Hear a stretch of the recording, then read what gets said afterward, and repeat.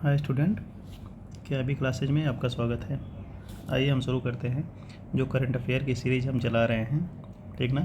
UP PCS 2025, ठीक। LT GIC का जो प्रवक्ता की भर्ती है उसके लिए, ठीक। और जो आने वाली वैकेंसी है बीओ उसके लिए जो करंट अफेयर का क्वेश्चन आता है ठीक ना, यूपी पीसीएस में कम से कम 32 से 35 क्वेश्चन के बीच आता है। और एलटी ग्रेड और जीआईसी में यहाँ से 7 से 8 क्वेश्चन यहाँ से आएगा, ठीक ना। और बीओ में 15 से 20 क्वेश्चन करंट अफेयर का देखने को मिलता है, ठीक ना। 15 से 20 क्वेश्चन। तो जो हम करंट अफेयर की सीरीज स्टार्ट किए हैं, आज जो करंट अफेयर की क्लास है ये है करंट अफेयर ये है मंथली जून और जुलाई 2025 की है, ठीक ना। जो पीसीएस में आने की प्रबल संभावना है यहाँ से, ठीक ना। 15 अगस्त तक तो आप पढ़ लीजिएगा। 15 अगस्त 2025 तक का करंट अफेयर पढ़ लीजिएगा। कब से? सितंबर 2024 से लेकर के 15 अगस्त 2025 तक का, ठीक ना। करीब करीब 11 महीने का करंट अफेयर आप देख लीजिएगा। देखिए, इसमें आप देख ले रहे हो टैगलाइन प्रमुख ऑपरेशन। ये वीडियो हम बना चुके हैं, चैनल पे आप देख लीजिएगा कितने ऑपरेशन हुए हैं, भारत ने कौन कौन कहाँ किया है, कौन मानवीय ऑपरेशन है, कौन सैनिक ऑपरेशन है, कौन बचाव कार्य के लिए है, कौन दूसरे देश में सहयोग के लिए है, ठीक ना। ये सब हम बता चुके हैं। आइए शुरू करते हैं करंट अफेयर। देखिए यहाँ पे आप देख रहे हैं, यहाँ पर आप देख रहे हैं जो करंट अफेयर है जून और जुलाई महीने की आपको पहले ही हम बता चुके हैं। जो ये करंट अफेयर बना हुआ है 3 से 4 मैगजीन से बना हुआ है। किससे बना हुआ है? फूलपत्ती से बना हुआ है, क्रॉनिकल समसामयिकी से बना हुआ है, दृष्टि से बना हुआ है, घटना चक्र से बना हुआ है, ठीक ना। आइए शुरू करते हैं। देखिए, पहला क्वेश्चन आप देख रहे हैं, यूनेस्को क्रिएटिव सिटीज़ नेटवर्क में शामिल होने वाला उत्तर प्रदेश का भी एक शहर है, ठीक ना, लखनऊ, ठीक। अब बस इतना याद रखिए कि लखनऊ यूनेस्को में शामिल हुआ है। कुछ कुछ भी पूछे, क्रिएटिव सिटी, ठीक ना, रचनात्मक शहर नेटवर्क में शामिल हुआ है। किस क्षेत्र में शामिल हुआ है? गैस्ट्रोनॉमी के शहर। इसको लखनऊ को यूनेस्को ने कहा है गैस्ट्रोनॉमी का शहर है। जैसे किस लिए गैस्ट्रोनॉमी का शहर है?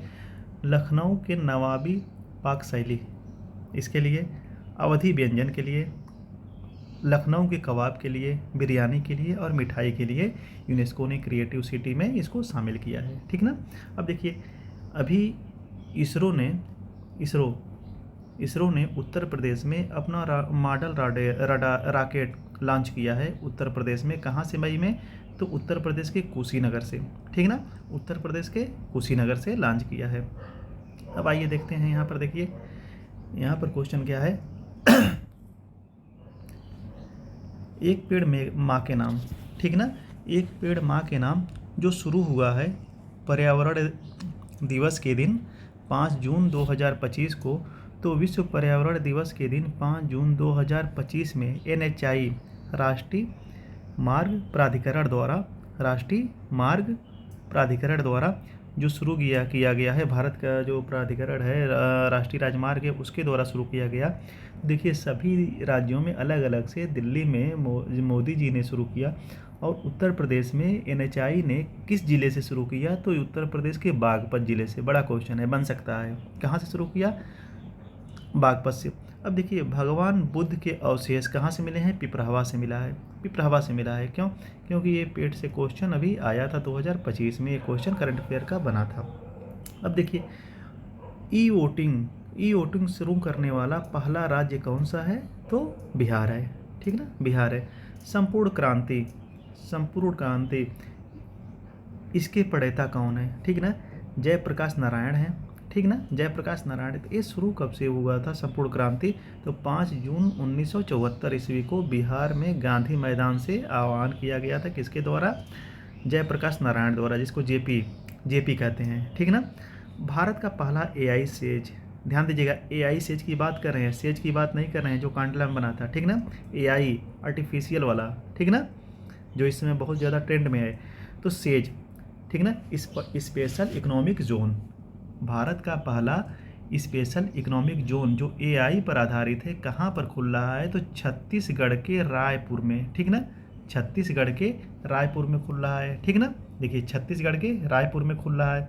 अब आइए अब आइए एक क्वेश्चन यहाँ पे देखिए, कुल्सी जल विद्युत परियोजना, वेरी मोस्ट इंपॉर्टेंट, कुल्सी जल विद्युत परियोजना, ये बस यही क्वेश्चन बन सकता है। ये किसके किस राज्य के मध्य ये है सहयोग से शुरू हुआ है, तो असम और मेघालय, ठीक ना। असम और मेघालय आपको बताए थे कि असम में 2026 से असम की दूसरी राजधानी डिब्रूगढ़ हो जाएगी, यानी कि 2 राजधानी शुरू किया है कौन, असम।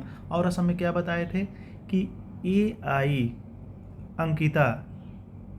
अंकिता पहला AI डॉक्टर, ठीक ना, कहाँ पर, तो असम में, ठीक ना। आ रहा है समझ में। अब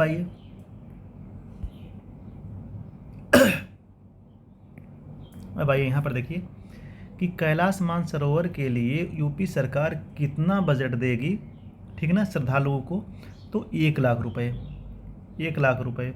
अभी ये क्वेश्चन ऐसे बन चुका है, पूछ भी चुका है कि जो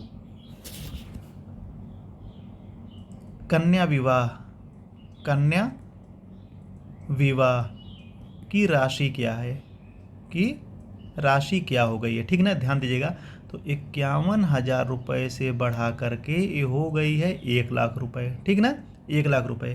तो इसी वजह से ये भी पूछ सकता है कि यूपी में कैलाश मानसरोवर तीर्थ यात्रा के लिए प्रत्येक श्रद्धालु को कितने रुपए आवंटित किए जाने की घोषणा की गई है, तो 1 लाख रुपये, ठीक ना। अन्नू राठी कौन है, Annu Rathi, very most important, ठीक ना, व्यक्ति तो पूछता है, ये पूछेगा ये किस खेल से संबंधित है, तो मेरठ की हैं, भाला फेंक से संबंधित है, ठीक ना। ताइवान एथलेटिक्स ओपन में गोल्ड मेडल जीती हैं, ठीक ना। अन्नू राठी भाला फेंक में ताइवान में जो एथलेटिक्स हुआ है उसमें गोल्ड मेडल जीती हैं।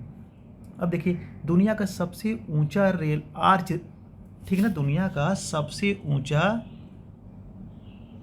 आर्च ब्रिज कहाँ पर बन रहा है, तो चेनाब नदी पर बन रहा है, ठीक ना।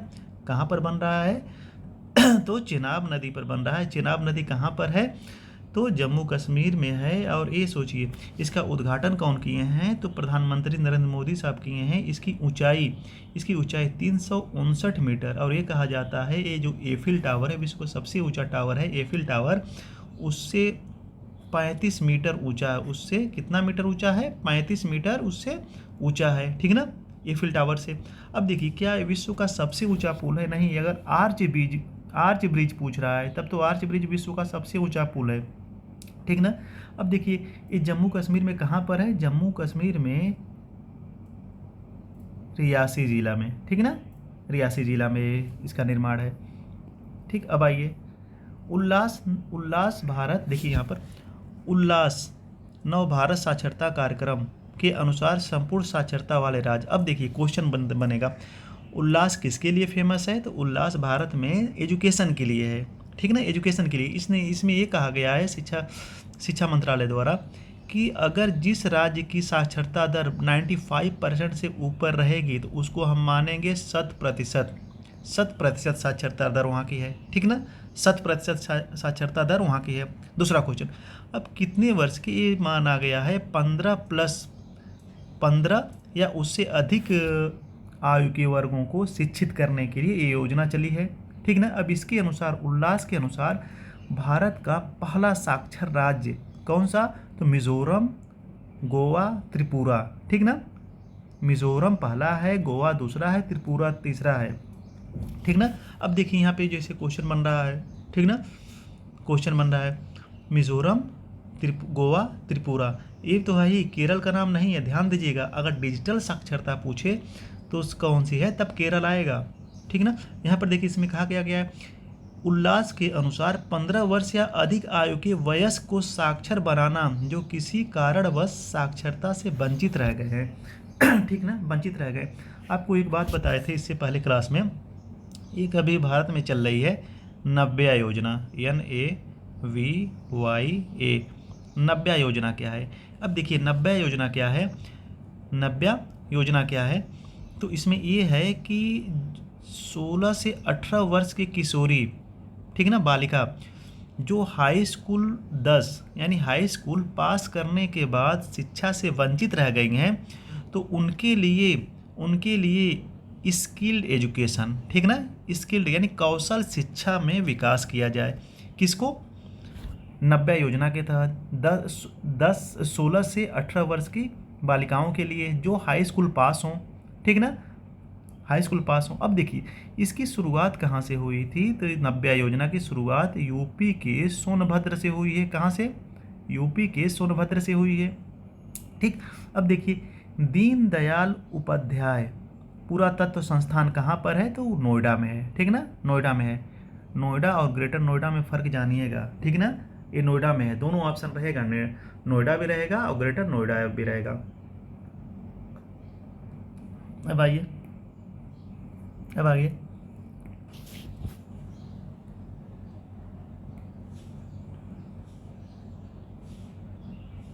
अब यहाँ पे देखिए विश्व निवेश रिपोर्ट, विश्व निवेश रिपोर्ट। अब यहाँ पर आप देख रहे हैं विश्व निवेश रिपोर्ट, ठीक ना, विश्व निवेश रिपोर्ट कौन जारी करता है? ठीक, तो अंकटाड जारी करता है, अंकटाड जारी करता है। इससे यही क्वेश्चन आया था पेट 2025 में। देखिए अभी 2 पेज में 2 क्वेश्चन मिल चुका आपका पेट से, तो आप समझ सकते हैं कि जो क्वेश्चन जो ये बना हुआ है कितना आपके लिए महत्वपूर्ण का है ये, ठीक ना। तो ये है अंकटाड, अंकटाड से क्वेश्चन आया हुआ था पेट में, ठीक है, अंकटाड से आया था और ऊपर जो बताए हैं उससे आया था। अब देखिए जो विश्व निवेश रिपोर्ट यानी एफडीआई ये जो जारी करता है, ये अंकटाड जारी करता है विश्व के हिसाब से। तो भारत में कौन जारी करता है? ध्यान दीजिएगा, भारत में वाणिज्य एवं उद्योग मंत्रालय जारी करता है, भारत का जो जारी करता है एफडीआई, ठीक ना, विश्व निवेश रिपोर्ट। अब देखिए भारत एफडीआई में 15वें स्थान पर है, ठीक ना, 15वें स्थान पर है। इंडिया आउटफ्लो यानी जो भारत में जाकर निवेश, भारत से बाहर जाकर निवेश कर रहा है यानी आउटफ्लो, ठीक ना, बहिर्प्रवाह, ठीक ना, और इनफ्लो मतलब अंदर, ठीक ना, आउटफ्लो मतलब बहिर्प्रवाह और इनफ्लो मतलब अंतर प्रवाह, ठीक। आउटफ्लो के मामले में 18वें स्थान पर है, ठीक, और एफडीआई टोटल के मामले में कितने पे है? 15वें स्थान पर है। अब देखिए ये जारी कौन करता है? अब भारत, देखिए भारत सबसे ज़्यादा एफडीआई किस देश से प्राप्त करता है? तो सबसे ज़्यादा सिंगापुर से प्राप्त करता है, फिर मॉरिशस से प्राप्त करता है, फिर यूएसए से प्राप्त करता है, ठीक ना। सबसे यही क्वेश्चन सबसे ज़्यादा जो क्वेश्चन पूछता है तो कहाँ से प्राप्त करता है एफडीआई? सिंगापुर से। लेकिन जो एफडीआई आता है, एफडीआई, ठीक ना, विश्व निवेश रिपोर्ट, ठीक ना, एफडीआई जो आता है ये सबसे ज़्यादा कहाँ पर आता है?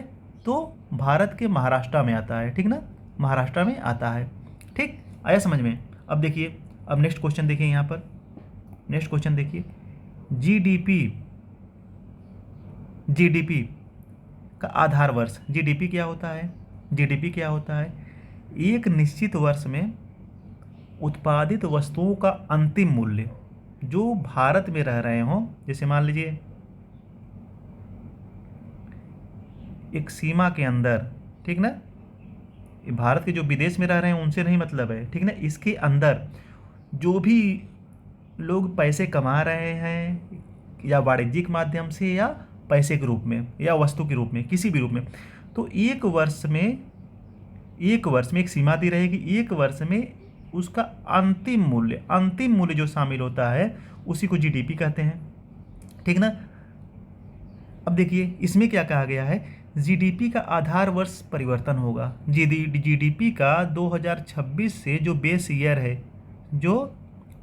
ईयर है यहाँ पर परिवर्तन होगा। तो परिवर्तन क्या होगा? और जो पहले था 2011-12 था, ठीक है, ये भी क्वेश्चन बन सकता है, जो परिवर्तन हुआ है तो वो पहले क्या था, ठीक ना, या तो अब जो है 2011-12 है, तो अब कितना क्या होगा? तो 2022-23 हो जाएगा, ठीक ना, 22-23 यानी जीडीपी का आधार वर्ष 2022-23 हो जाएगा, ठीक ना। अब आइए,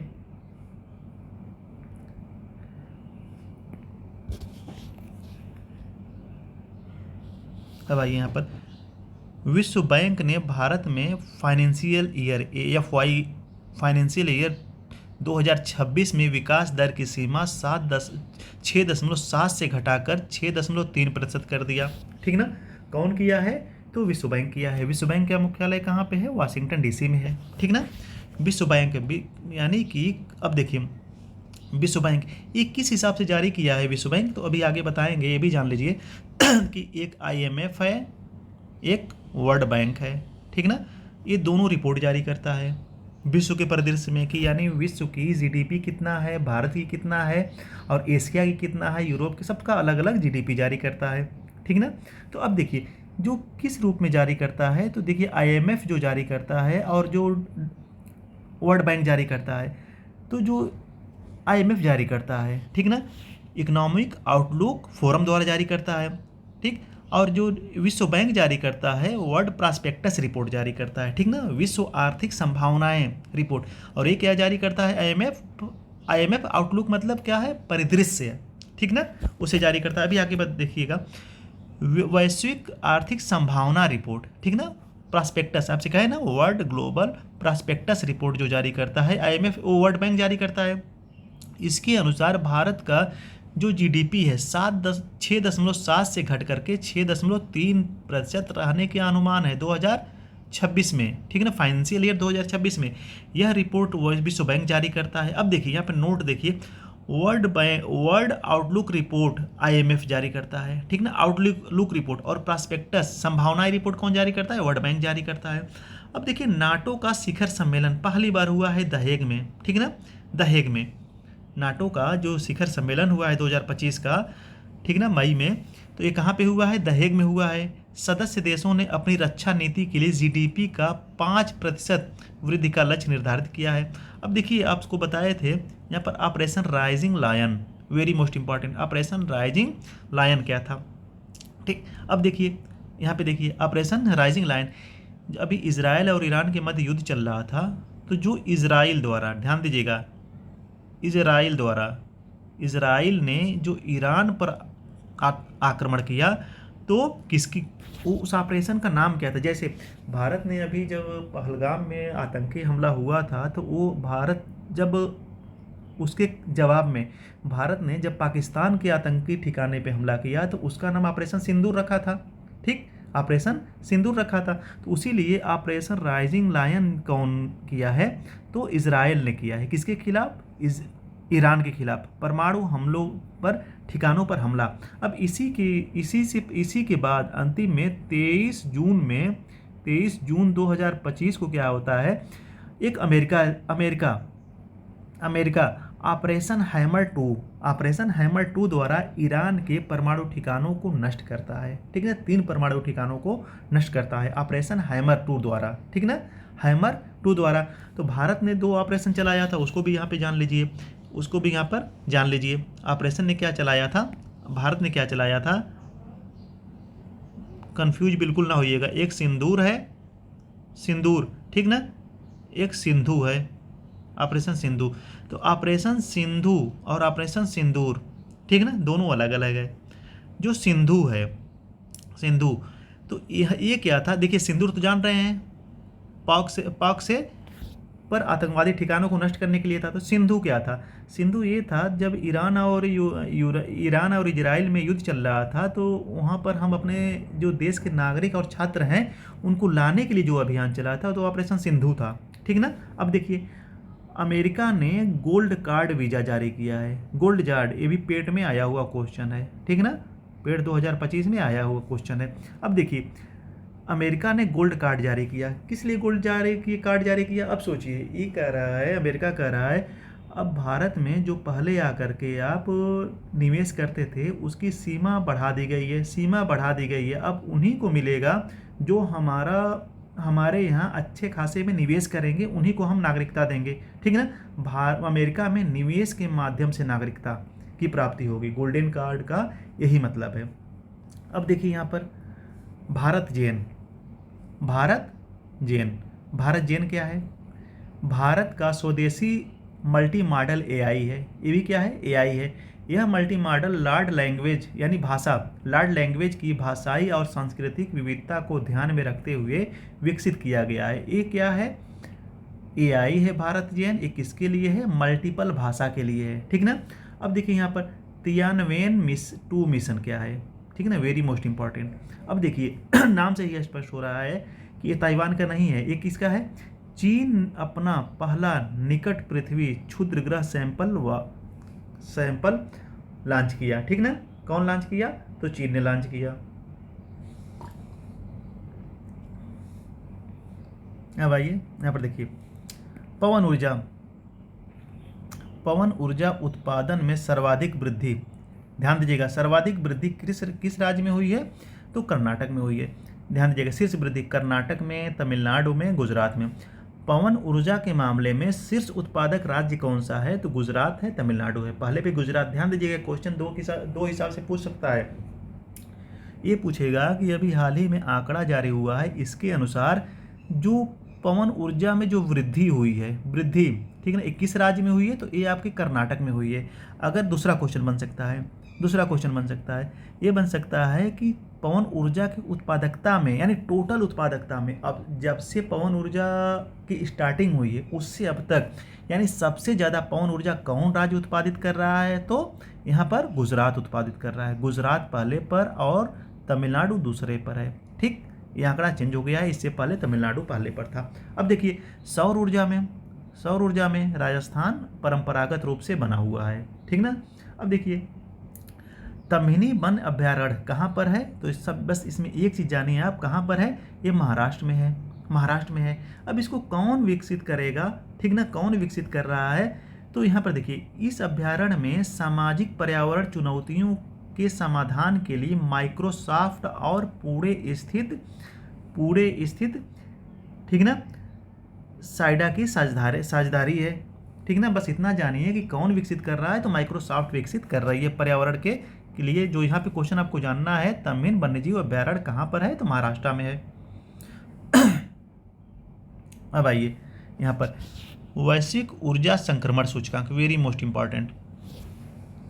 वैश्विक एक वीडियो और बनाएंगे टोटल सूचकांक का, ठीक ना, टोटल सूचकांक का और एक वीडियो बनाएंगे। आप लोग वीडियो को शेयर भी करिएगा, और सब्सक्राइब भी करिएगा, लोगों के पास पहुंचाइएगा भैया। जो लोग तैयारी कर रहे हैं एक बार वीडियो कम से कम देखें, उसको समझें कि क्या हमारे लिए ये यूजफुल है। हाँ तो बिल्कुल होगा, क्योंकि देखिए करंट अफेयर तो बता रहे हैं, लेकिन ये बता रहे हैं कि कैसे क्वेश्चन बन सकता है, ठीक ना, कितने टाइप के क्वेश्चन बन सकते हैं, सबसे बड़ी बात ये है, ठीक ना। बाकी तो पढ़ा तो रहे हैं सभी लोग, ठीक ना, हमें नहीं कह रहे हैं कि बहुत अच्छा बता रहे हैं, लेकिन इतना तो ज़रूर है कि थोड़ा सा अलग बता रहे हैं, और वो भी यूजफुल, जो आपके लिए सही हो, ठीक ना। अब देखिए वैश्विक ऊर्जा संक्रमण सूचकांक, आपको एक वीडियो में हम बताए थे कि कौन कौन सी संस्थाएं हैं जो क्या क्या जारी करती हैं, तो आप अभी फिर आपसे कह रहे हैं WEF का आप याद कर लीजिएगा। WEF क्या क्या जारी करता है, WEF क्या क्या जारी करता है, वर्ल्ड इकोनॉमिक फोरम, ये क्या क्या जारी करता है, ठीक ना। अभी पेट में ये क्वेश्चन आया था, तो वर्ल्ड इकोनॉमिक फोरम की बैठक कहाँ पर हुई थी, पेट में, सोचिए पेट में क्वेश्चन आया था, ठीक ना, 2025 वाले में किसी शिफ्ट में आया था। तो देखिए कहाँ पर हुई थी, तो ये हुई थी इस बार दावोस में, ठीक ना।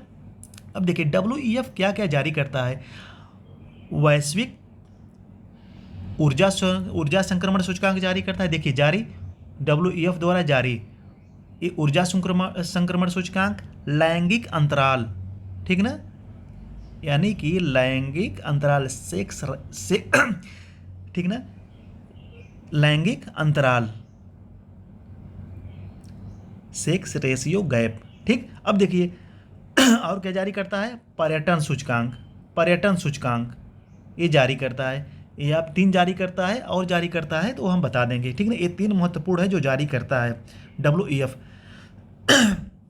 अब देखिए यहाँ पर जो ऊर्जा संक्रमण सूचकांक है, अब अगले बार से क्या करेंगे, जो नोट्स बनाएंगे थोड़ा सा वहाँ छोड़ दिया करेंगे पेज, ठीक ना, कि थोड़ा सा आपके लिए समझाने के लिए वो हो जाए, ठीक ना। अब देखिए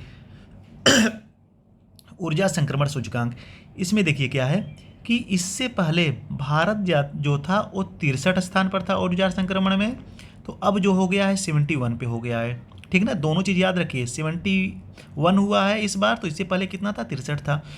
कौन सा देश शीर्ष पर है, ध्यान दीजिएगा, स्वीडन, स्वीडन परंपरागत रूप से शीर्ष पर बना हुआ है। ठीक, सतत, सतत, ठीक ना, सतत विकास SDG 10वां। अब देखिए इसमें क्या है, इंडिया की रैंक जो है इससे पहले 109 स्थान पर था, 109 स्थान पर, तो अब कितना हो गया है, 99 स्थान पर है। तो शीर्ष स्थान पे कौन है, ठीक ना, फिनलैंड बना हुआ है।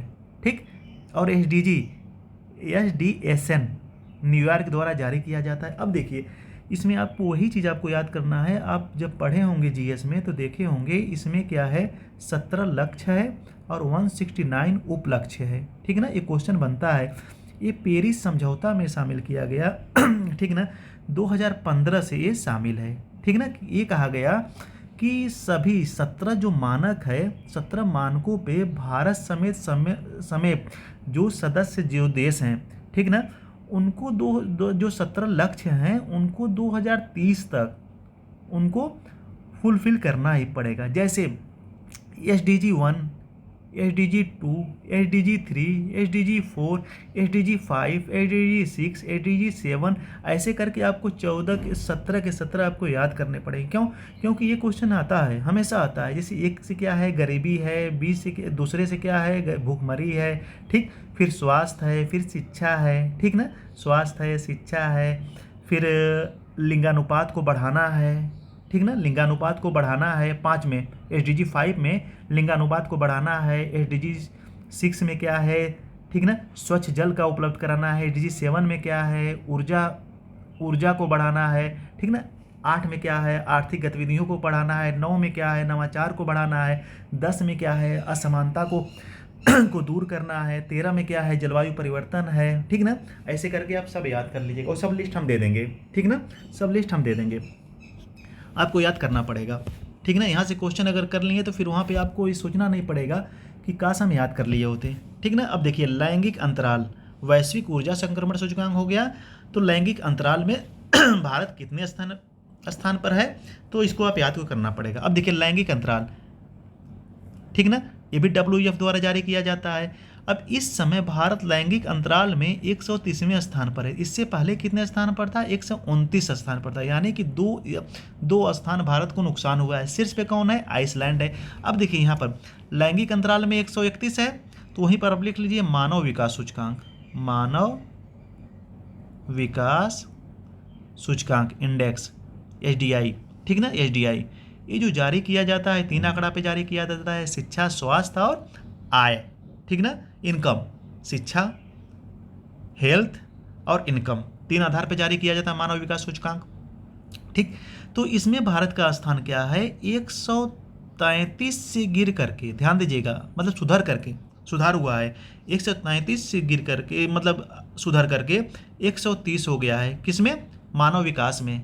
ध्यान दीजिएगा, लैंगिक इक आ रहा है तो 31 आप याद कर लीजिए, लैंगिक इक आ रहा है तो 31 याद कर लीजिए, मानव विकास में 130 हो गया है। ठीक ना, अब देखिए यहाँ पर ग्लोबल लिविलिटी इंडेक्स, यानी कि विश्व में रहने योग्य शहर कौन सा है, तो एक कौन जारी करता है, द इकोनॉमिक इंटेलिजेंस यूनिट। ठीक ना, कौन, EIU द्वारा जारी किया जाता है।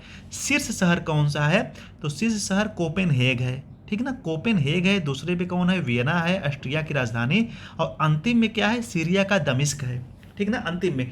तो भारत का कौन सा ऐसा शहर है जो शीर्ष पर है, रहने योग्य है। ध्यान दीजिएगा, महंगाई की दृष्टि से नहीं बता रहे हैं हम, रहने में सुगमता के लिए, यानी सबसे अच्छे तरीके से किस शहर में रह सकते हैं, तो ये बता रहे हैं। महंगा शहर नहीं बता रहे हैं, महंगा है तो महंगा अलग है, ठीक ना, वो कास्ट वैल्यू अलग है।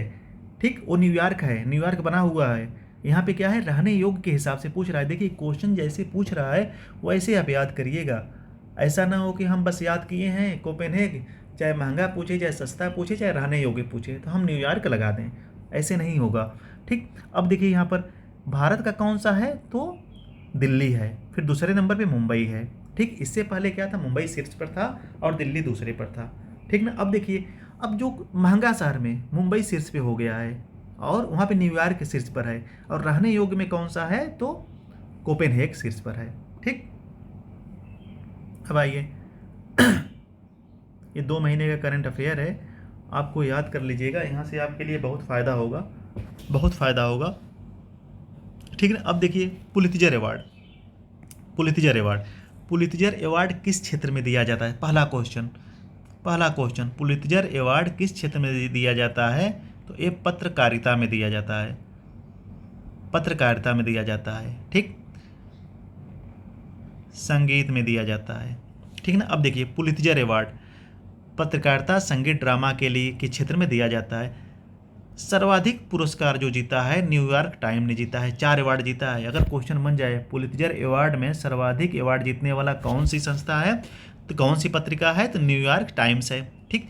जन सेवा यानी पब्लिक सर्विस के लिए, ठीक ना, P for public, P for प्रो पब्लिका, ठीक ना, जन सेवा के लिए। ये क्वेश्चन आया था यूपी पीसीएस 2024 में।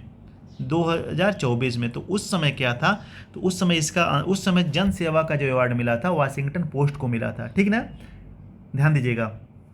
अब देखिए जन सेवा के लिए प्रोपब्लिका।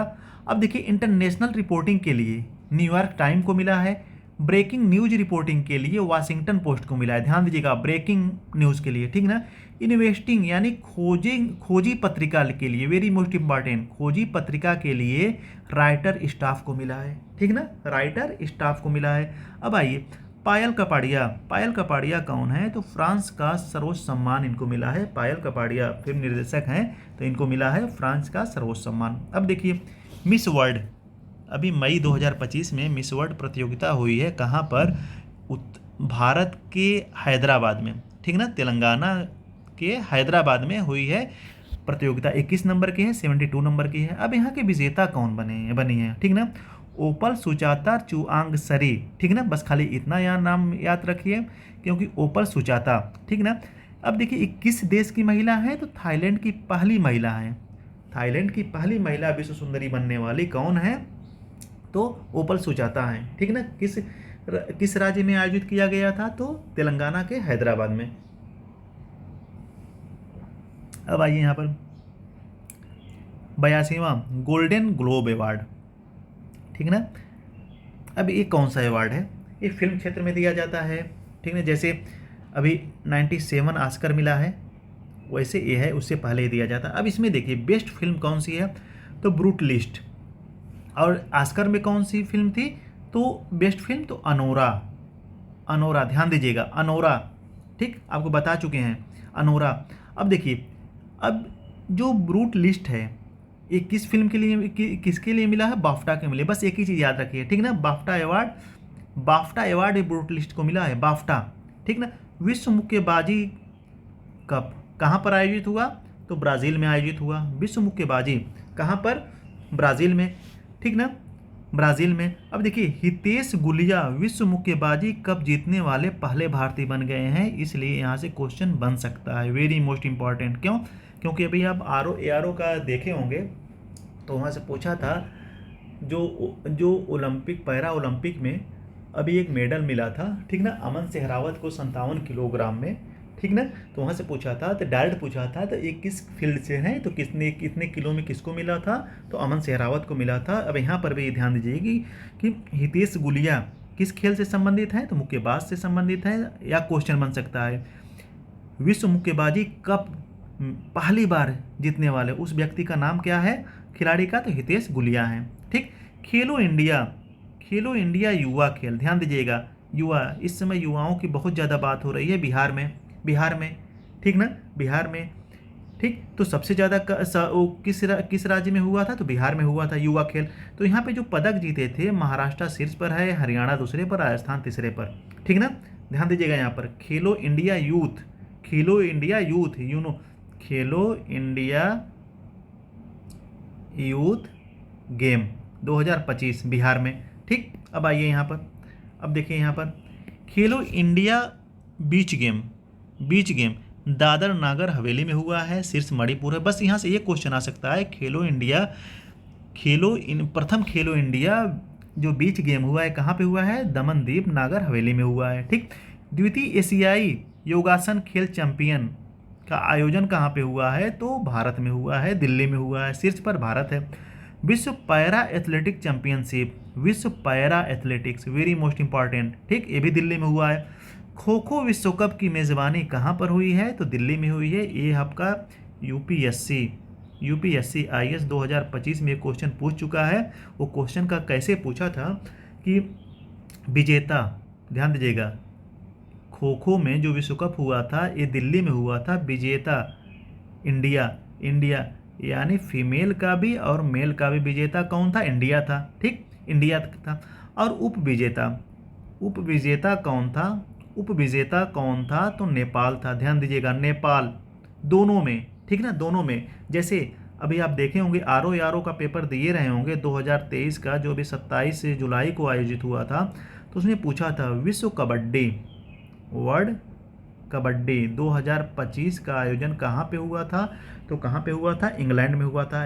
ये भी वही हाल है, यानी मेल फीमेल का दोनों विजेता इंडिया बना था और मेल फीमेल का उप विजेता कौन बना था? तो इंग्लैंड बना था। एक क्वेश्चन आया था आरओ में कि प्रतियोगिता कहाँ पे आयोजित हुई थी?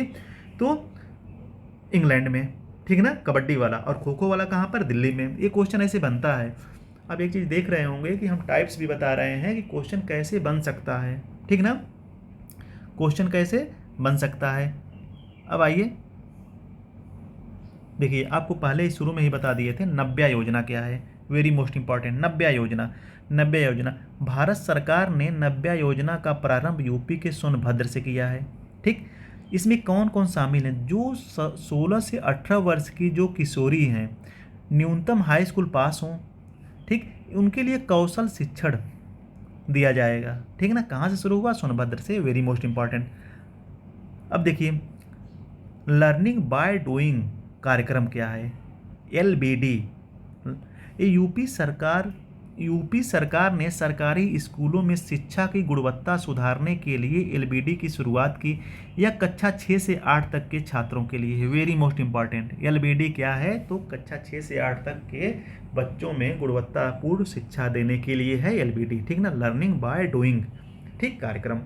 ठीक, जैसे उल्लास बताए थे शिक्षा के लिए था, वैसे एलबीडी भी शिक्षा के लिए है, ठीक ना। अब आइए यहाँ पर, लखनऊ शून्य अपशिष्ट शहर घोषित हुआ है, ठीक ना। अब देखिए, सखलन जीवाश्म पार्क, वेरी मोस्ट इंपॉर्टेंट, बहुत इंपॉर्टेंट क्वेश्चन है ये। सखलन, ये कहाँ पर है? सखलन जीवाश्म पार्क, पहला क्वेश्चन सोनभद्र में है। ये किस लिए फेमस है? तो ये बहुत पुराना पार्क है, ठीक ना। तो यह यूनेस्को के संभावित विश्व धरोहर, संभावित, ध्यान दीजिएगा, संभावित विश्व धरोहर की सूची में शामिल किया गया है, ठीक ना। कौन सा शहर? सोनभद्र में सखलन पार्क, सखलन जीवाश्म पार्क है। अब हरेला उत्सव, वेरी मोस्ट इंपॉर्टेंट, हरेला उत्सव कहाँ पर? उत्तराखंड में। हरेला उत्सव कहाँ पे मनाया जाता है? उत्तराखंड में। ये किस लिए मना? वहाँ पर पौधे लगाकर, ठीक ना, उत्तराखंड में पौधे लगा करके हरेला उत्सव मनाया गया, ठीक। AK-203 असल्ट राइफल पूरी तरह से स्वदेशी निर्मित है। देखिए, ध्यान दीजिएगा, पूरी तरह से स्वदेशी उत्पाद, अमेठी से, अमेठी, ठीक ना, अमेठी से इसकी उत्पादकता होगी। इसको भारतीय सेना में शेर नाम से जाना जाएगा, ध्यान दीजिएगा, शेर नाम से जाना जाएगा। 75वें प्रधानमंत्री दिव्यांग केंद्र का उद्घाटन केंद्र कहाँ पे खुला है? वेरी मोस्ट इंपॉर्टेंट, अभी उत्तर प्रदेश के बदायूं जिला में खुला है 75वां प्रधानमंत्री दिव्यांग केंद्र, ठीक ना, वेरी मोस्ट इंपॉर्टेंट। एक आस्था पुनिया है, किस लिए फेमस है? ध्यान दीजिएगा, आस्था पुनिया, आस्था पुनिया, आस्था पुनिया किस लिए फेमस है? तो भारतीय नौसेना में पहली महिला फाइटर बनी है, वेरी मोस्ट इंपॉर्टेंट, ठीक ना। मोहना सिंह पूछ चुका है तेजस में, ठीक ना। अभी हिमांशु शुक्ला स्पेस से आए हैं लखनऊ के, ये भी पूछ चुका है, ठीक। तो अब बारी है आस्था पुनिया की। आस्था पुनिया क्या है? भारतीय नौसेना में, ध्यान दीजिएगा, नौसेना, नेवी में महिला फाइटर बनने वाली पहली महिला हैं, फाइटर बनने वाली पहली महिला है, यानी पहली महिला जो बनी है नौसेना में फाइटर बनी है, कौन है? तो आस्था पुनिया है। ये किस राज्य से संबंधित है? उत्तर प्रदेश से सम्मिलित है। और किस जिला की हैं? मुजफ्फरनगर की हैं, ठीक। अब देखिए यहाँ पर दक्षिण आलू क्षेत्रीय केंद्र, ठीक ना, अभी खुला है, कहाँ पर? सिंगना, आगरा में, वेरी मोस्ट इंपॉर्टेंट, ठीक ना, सिंगना, आगरा में। भारत की पहली खनन पर्यटन शुरू करने वाले की घोषणा कौन की है? भारत की पहली खनन पर्यटन पहल, ठीक ना, पर्यटन पहल शुरू करने की घोषणा कौन की है? तो कौन शुरू की है? तो झारखंड ने शुरू किया है, ठीक ना, झारखंड ने शुरू किया है, ठीक। आया समझ में, ठीक ना।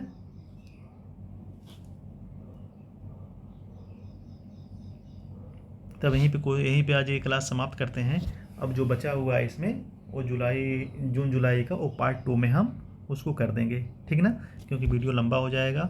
तो देखिए आप लोग थोड़ा शेयर भी करिएगा और सब्सक्राइब भी करिएगा और लोगों से थोड़ा सा करवाइएगा भी कि और वीडियो हम बना सकें, क्योंकि देखिएगा करंट अफेयर में सब कुछ हम बता देंगे। क्वेश्चन में जानते हैं क्या है, क्वेश्चन में क्या है, कैसे क्वेश्चन बन रहा है, हम वो चीज़ें ज़्यादा फोकस कर रहे हैं, और कैसे क्वेश्चन बन सकता है, ठीक ना, क्वेश्चन कैसे बन सकता है, ठीक ना। अब ज़्यादा से ज़्यादा लोगों के पास भेजिएगा, शेयर करिएगा, सब्सक्राइब करिएगा। चलिए आज यहीं पे क्लास बंद करते हैं। Thank you.